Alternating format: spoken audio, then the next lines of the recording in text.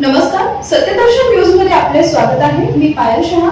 एक नजर टाकूया आजच्या ठळक घडामोडीवर. छगन भुजबळ यांना मोठा दिलासा.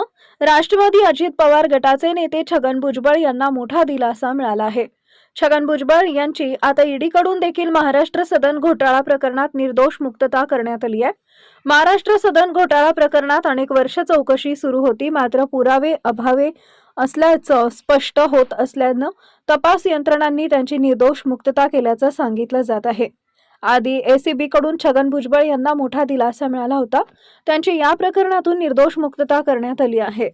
अनेक वर्षात चाललेल्या कायदेशीर लढाईनंतर अखेर न्याय मिळाल्याची भावना त्यांनी व्यक्त केली आहे. त्यानंतर आता ईडीनंही भुजबळ यांना मोठा दिलासा दिलाय.